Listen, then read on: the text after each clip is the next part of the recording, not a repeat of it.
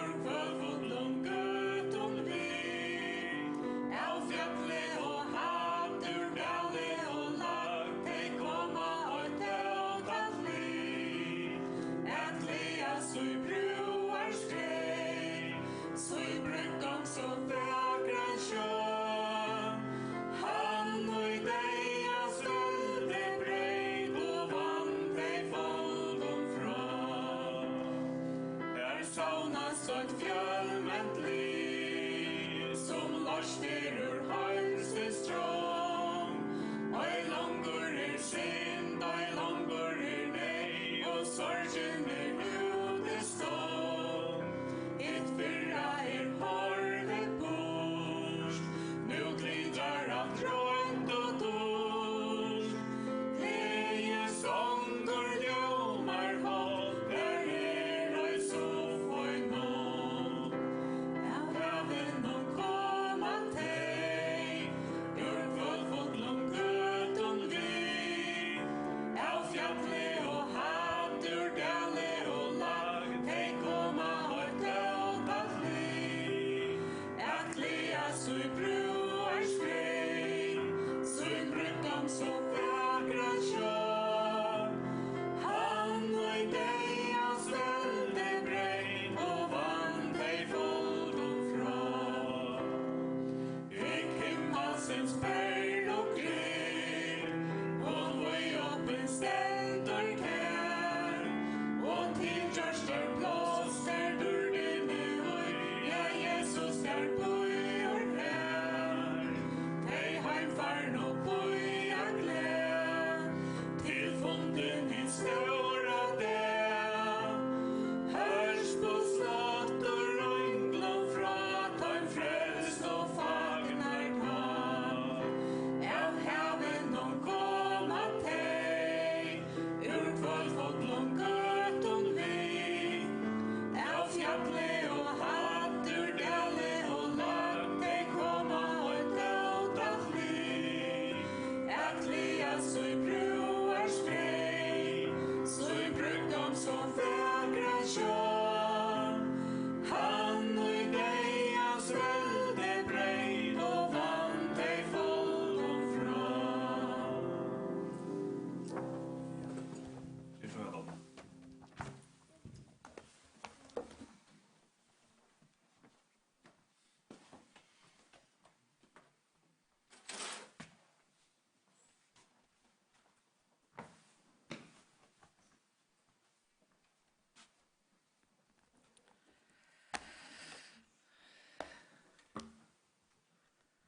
Onkel spurte mig i morgon om jag är en sang. Är du så till att välja sanger? Men knappt så kommer onkel sanger och sätter sig fastan. Men akkurat till kvart ävne, det du ikke vel.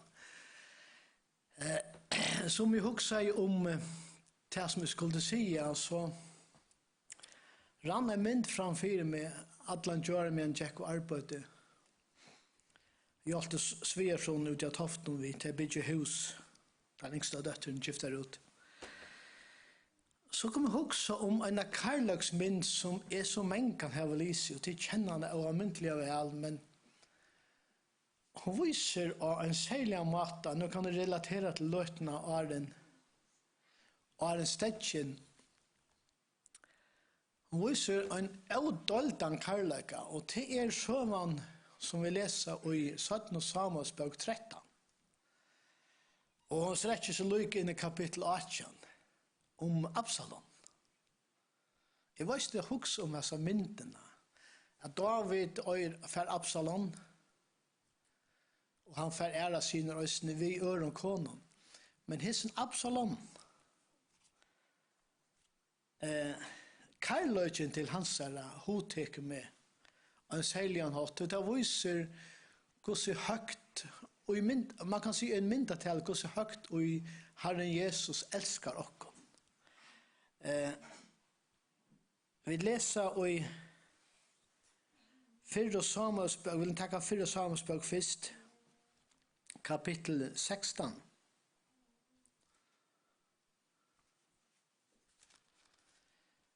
Her leser vi i vers 18.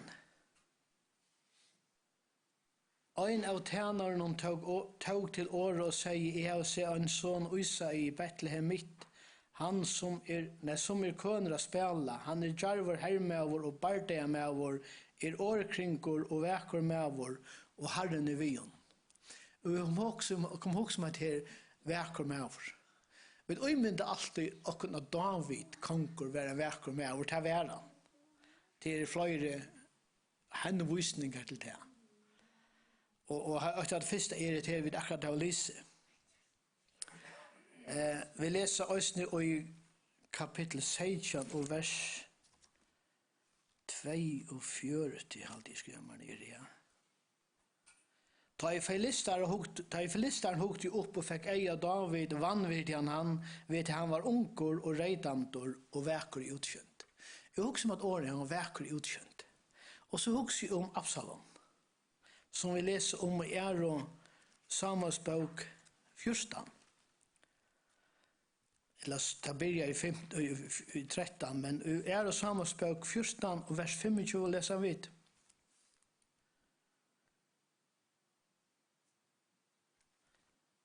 Og Samuels bok, nå kommer vi her. Det vil jeg også si. Samuels bok, ja. Samuels bok 14 og vers 25. Her stender, så vekker mevor som Absalom var ikke i ødlom Israel. Slukt år gikk ikke om nekran. Og så kommer dette som jeg husker om. Fra Ilion til Kviril var ikke løyt i ån. Fra Ilion til Kviril var ikke løyt i ån. Altså, ta i Saul konkur ble utvalgt, ta var han var jo hødd i hagren falskje. Han var vekker av suttja. Men det som jeg husker om til hjärsta. Saul, han sveik, så det stod etter ui. Og hans herra loiv gjørst en renkur sorgarløykur inntil han døye for egnar i hånd. Absalom hei ikke lyd i oss her, men han sveik tei anlid over vust honom. Og man kan si at søvan om Absalom øysen en sorgarsøva, men det som jeg ikke understryka til det her gosse stauran karløyka David hei til sånsyn. Ta i Absalom lokka i Israels menn at halta vis her, ta i han lukka som man kan si han er vært fer ved å støyta David av tronene. Han ræk han i utlegg. Omkant tog miste David karløyka så til sonen. Han var honom hjärtans käror. Och det ständer om Joab, han sa att hjärta av David var vänt till Absalom. Han helt så nek av Absalom. Och ta i Absalom dör. Han kom ju, vi känner det väl, han kom fast i några grönar och han blev stundtje nyår. Och så huggs ju med här där David syrker sonsyn. Og han sier,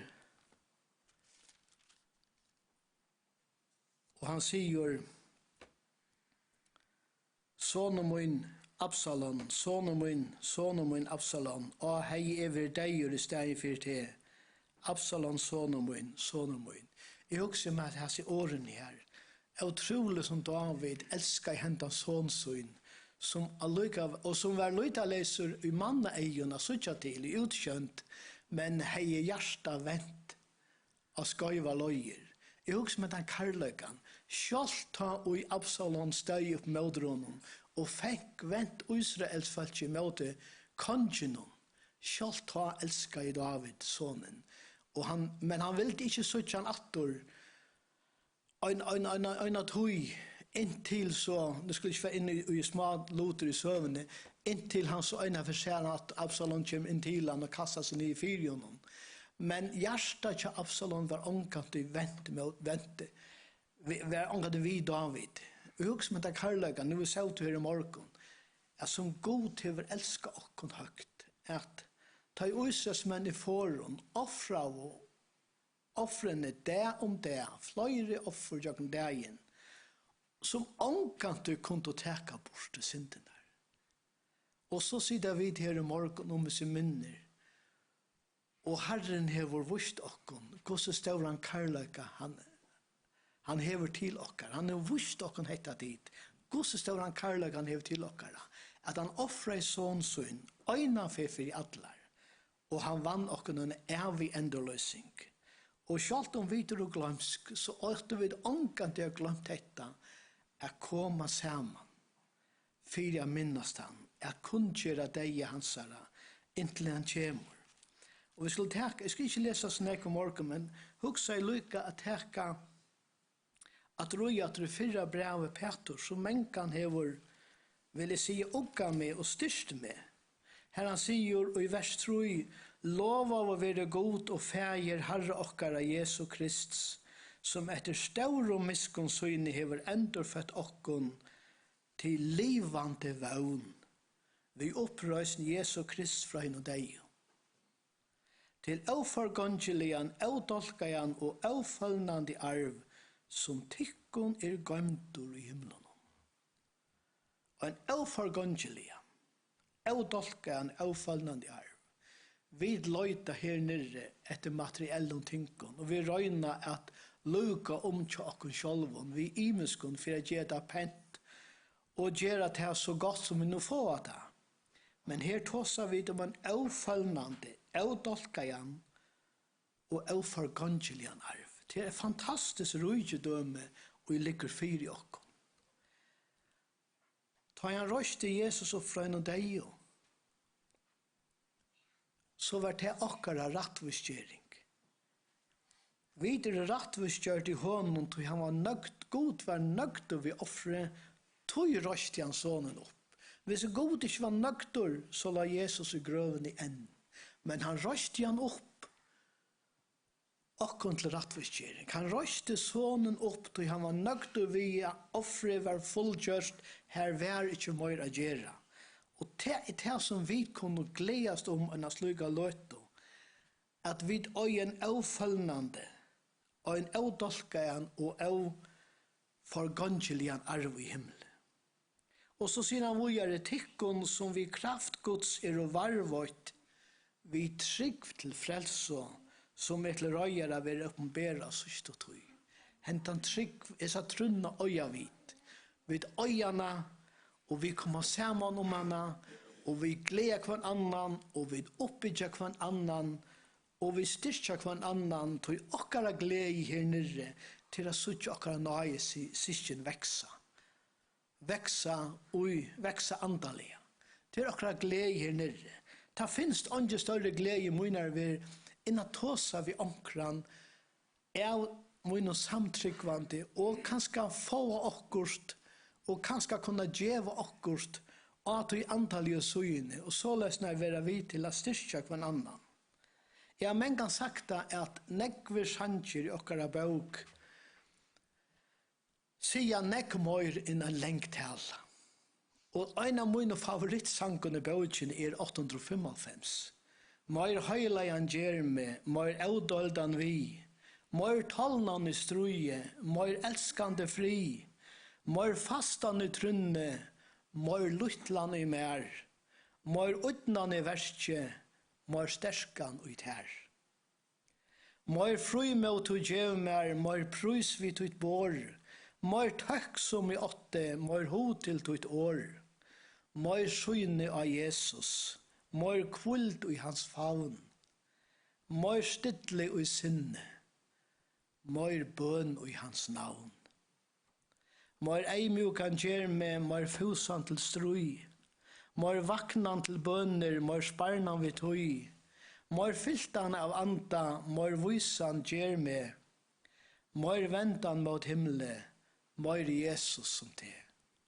Jeg halte hans I årene så almindelig vøkker. Det virkelig en så inntrådjant og sterk bøn I hans versen. En bøn at komme lykjast Jesus I meg. Vi leser videre I Petrus brevet I 1. kapittel vers 6, og I henne gledas dit, altså trunne, om tid så nu stått at vi så skal være hava sorg I allsins røntun, for å rønta tryggtikkara som mengan dyrabærare enn hitt forgångeliga gull, og tæver taurant vi elde, kan finnas til rau stort og høyur I oppenbering Jesu Krist. Hendan trygg, jeg vet ikke om jeg vil gjøre meg fær om gosse dyrabæren Hvis jeg uimynde mer en gullstek, eller en gull uilatt, og det rønt I elde, og jeg husker meg, og jeg kan umynda meg at han vekerløyka, og så alt dette hølet var klatt i godle, så var det ikke å rakna i møte til dyra bare trygg og vid øya. Det er helt fantastisk å vite seg henda tryggven skal være så dyra bær. Og vi vet at hun ber iver deia og grøv, hun ber atlan vegin. Hon ber alla vägen hända tryggvin. Och vi söker det själva till människor som fär i jakna rönder av imenskons lä. Och vi kunde söka det och de har många sagt oss i 18 år ta rönden över Leo. Ja, men tryggvin är bara styrsten.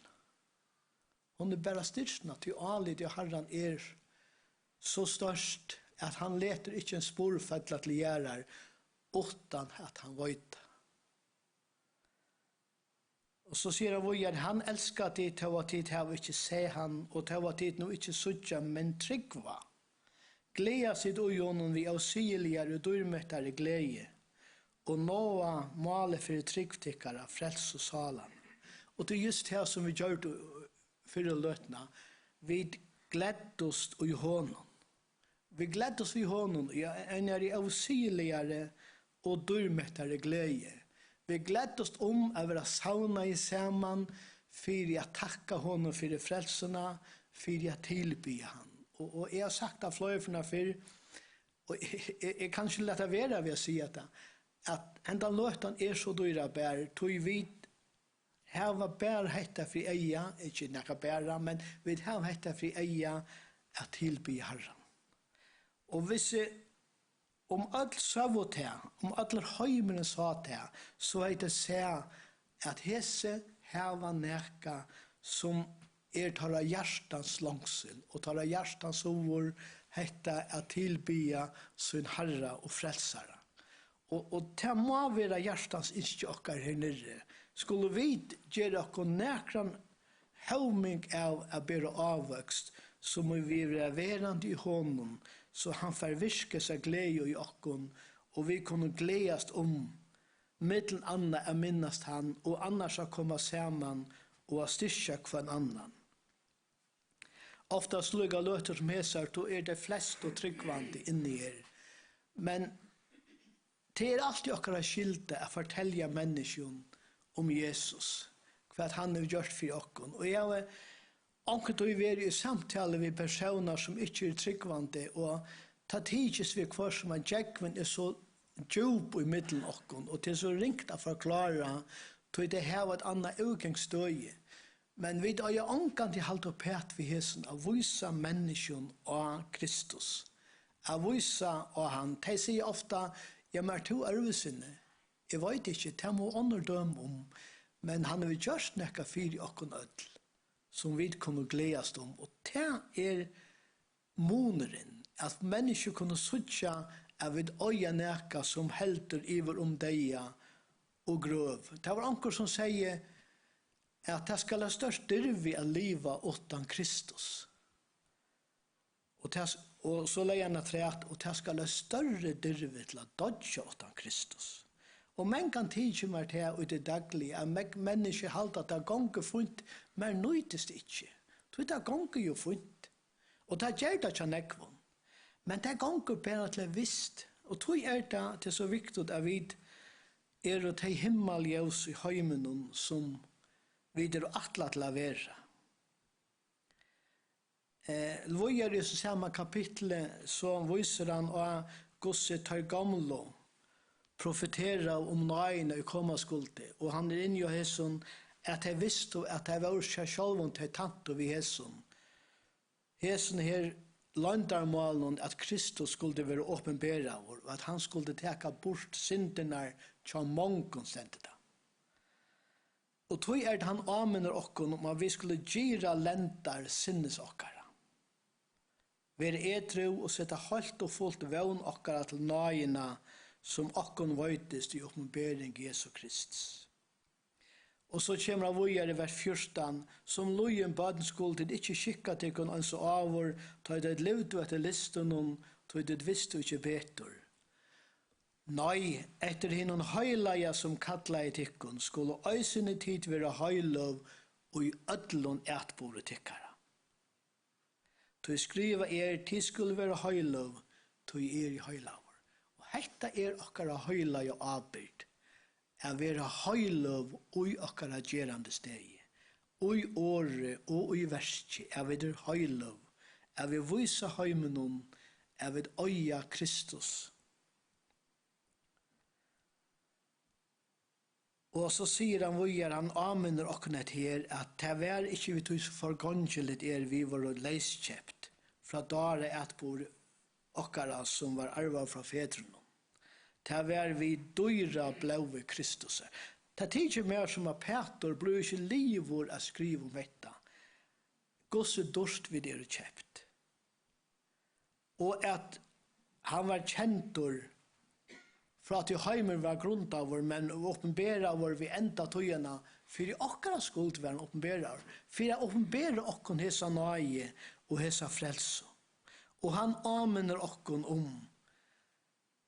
vi som endurfødd, ikke av forgangelium sai, men av forgangelium vi åre Guds, at han anminner okkon med liv og hon verdia. Og det største endamål til okkon nirre, til at vi liva herran og verdia og allan hatt. Vi de ødlun avspekla dyrt hansara. Narre vid liv og honom karotid. Narre vid liv og honom. Betre, meire gleas vi saman, og meir då vida virusmeta enn løtta som hesa fyrir løtna. Hver vi virkelig då virusmeta hva han gjør det for okkon. Vi kommer ångan til nyrja av liv og takka for detta. Og jeg minnes da jeg først kom til trygg, gosse løyet at tyktes mer som eller Arne kom til trygg, var suttje alt dette her, og jeg hoksa hese menneske øya neka, som så fein ville få lotoi, og som herren av lov fikk lotoi, så jeg sa at det 8 neka som rakk inn i evanløykan. Det 8 en badnakår, det 8 en naturlig samband vi herran, og det det som øyre eimest og ødel, at daglig dæren vi så naturlig i samskifte vi herran, at vi doa a suttja gossi durst og han kjept okkon kvønde, at vi doa suttja ta kvønde, og at vi doa suttja gossi negv og vi vid øya tråa etter at lujast honom. Han som elskar okkon så høgt. Han som elskar okkon ved en karlæga som David uimyndar ta og han syrger sånnsyn Absalom. Han syrte han så sar han, høyast han ventsar i mødron. Og så lasne vil jeg ved øysene i karlæga vera sorgabunden om okkur egnu bøten om de vendu seg i møte okkon. Men hessin karlægen bare en veik mynd av til karlæga som Herren Jesus hever vust okkon.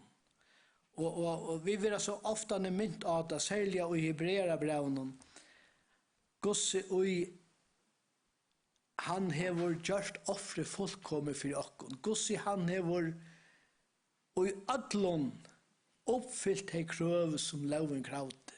Herren Jesus hever i adlon uppfyllt de krøv og gjørst offre fullkomme. Og tog øya vid at gledast og Jesun, at vid og hansara durskjept og vid finne lot og Jesus stavr og nøy. Må Herren signe seg favor for seg dyra navnskild.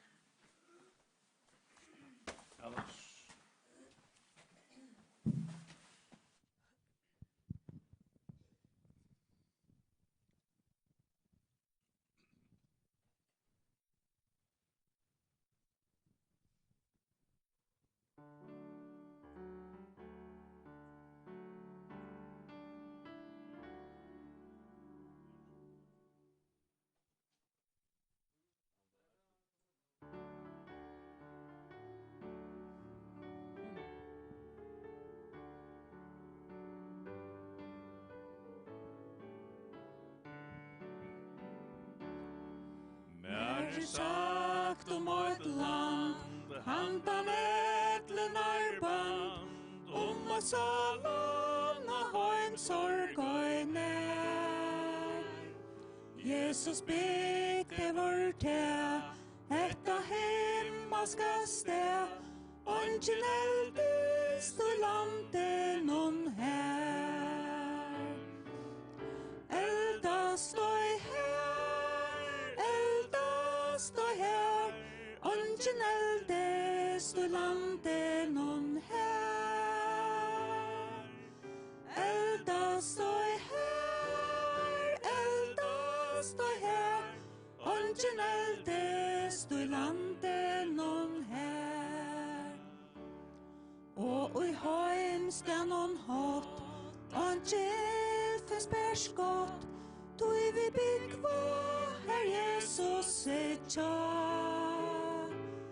Synja glad til vår kong, prøys og fagna vår sjong, ongen dør her vid eldast og ta. Eldast og her, ongen eldest og landen non her. Eldast og her, ongen eldest og landen non her. Da var strøyen der her, vunnen løskronan ner, og for sorg og for pøyna grøt. Samfelt høglig og skæl, frelst og fra utan tel, og til Jesus skal tøvna var rød. Eldast og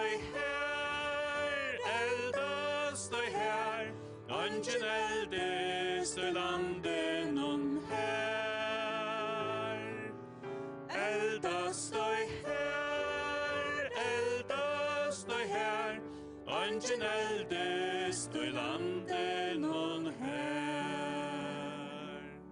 Ongen eldest og landen non her. Halde vi var syngjanda sanger som 8. sitera i 895. Arne Peter kommer til enda.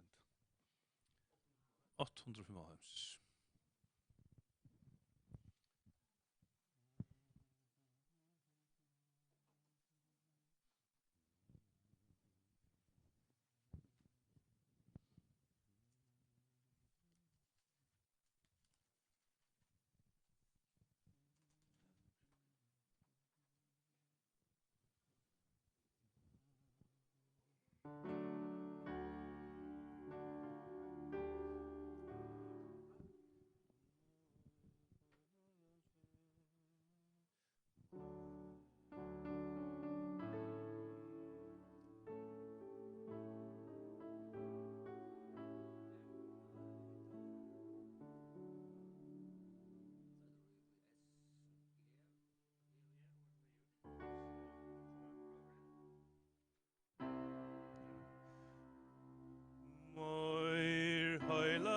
Ger me moir audaldan vi,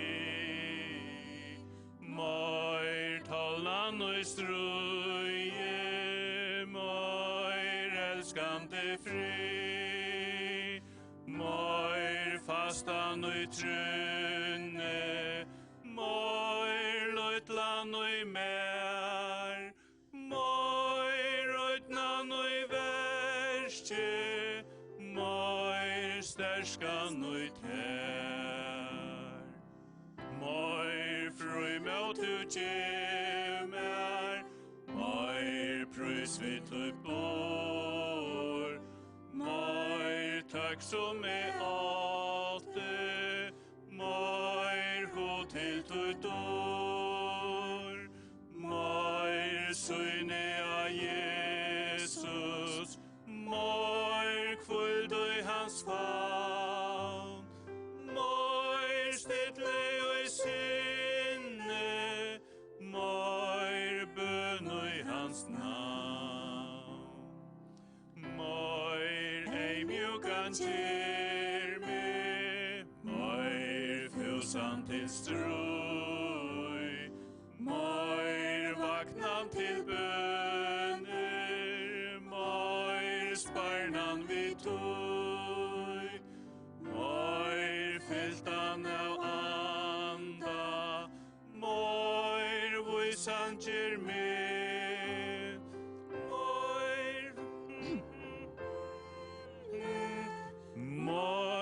Jesus som te.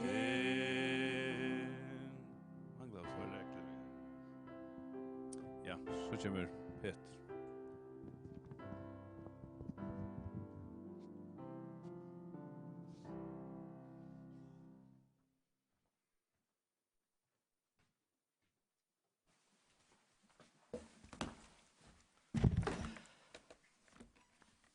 Det jag märker på under 8 har jag för att hela.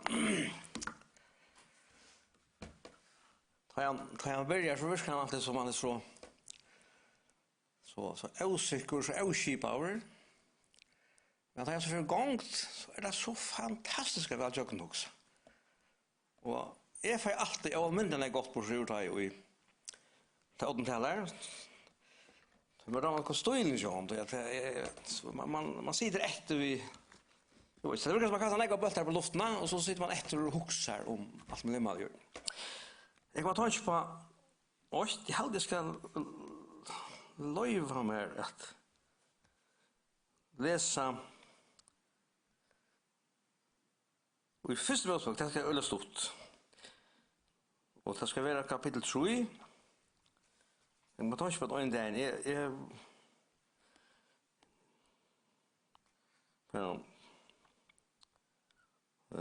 det var ui vers 9. Vi läser från första kapitlet av Gud skapar och han säger för att han är nöktern, att det var gott. Och så skapar han människan och i 3 kapitlet och i vers 9 tar röfte god Herren och Adam och säger vi han kvar är du? Och jag hörde att det var inte en jag vet inte hur man hens någon men akkurat det här god röfte och han kvar är du? Och tack med tanke på mig självan ofta och mitt liv att vi har ofta en hot till eller vid vad det men det kan ta så för mig att har vi ofta när jag tog haft hot till att kräckfam för god. Vi ser how it just occurred som avoid det för chest och jag ringar så vet jag så följer det akkurat som att god har sagt Peter kvar är du. Tog att har just eller i omständigheter som vi inte gör. Och här som tanken lukar som filter sin tur. Så läser vi herrasmöter.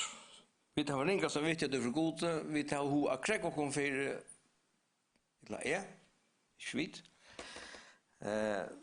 Att jag tror att samviskan kanske är ring och vi tar plats till att få skriva och i Bibeln för att hända bok hälde till från synd och synd hälde till från hese bok. Och så där halt är nog så generellt för och kon öll att vi så vid inte läsa i Bibeln så har vi lättare vi att glömma hur vi lever och hur vi skulle leva som åtne var inne i att vi skulle det ska sucha så det ska märkas då att vi är frälst. Och i Rombrand kapitel 8 och ett öjliga känt vers så är nog inte fördömning för dig som i Kristi Jesu är till lov lufsens anda hever i Kristi Jesu lost med från lov syndarinnar och dejans det som loven inte var ment att göra vid till att hon var måttlösa hållt någon till att göra det ju god till han sände sån syn lyk han synte och hållte och för synd och domfällde synderna och i hållte någon. Det är alltså samma som att god sier nok ikke langer Peter hvar du. Nå det Jesus som middelmær. Han middelmæren middelene med og god. Ters for kjærsta som kom jeg gjøre og gjøre. Her det Jesus som middelmær. God sier vi Jesus flyttelig mer. Jesus, hver Peter. Ja. Hatt av hjørn. Jeg skal finne han. Jeg skal hatt Arni. Hatt av hjørn. Det fantastisk. Hatt av bare en liten tanke. Jeg håper jeg har lagt noe for det som Odni sagt. Jeg har alltid at det var omvendt godt. Og takk for. Og takk for det som har vært her ved enda gøy. Så vi takker derfor at vi kunne samles. Jeg har haft noen løte som hesa. At jeg legger året i munnen. At jeg må som kunnskjør året i herre. Vi takkar der mest av öllum fyrir at du hefur frelst okkom, at du hefur komst inn i jord, at du døye, at du betalt alla okkara syndar. Så at oansett hver vi i livet, så du vi okkom. Det takkar der fyrir, og vi ber deg om at du måst signa hver anstakane av okkom, at du må være vi okkom, vi ber oisne fyrir, øvrighetene fyrir landi og falskje, nu sender et vel fyrir doron, og vi skulle velja folk inn okra løktingar. Jeg ber til innerlig om at tala til hver anstakkan føring, om at kvua etter søgnare samvisko, herre. Så at vi vet at her, og vi har at her i hoan som tryggvande, og ansakka flokta og høyre til, at det er personer som vi vita omboa det som tusen fyra her, det som legger okkana hjärsta her. Takk der for alt, og vi så løtna herre, og lett ikke alt ut under hender. Amen.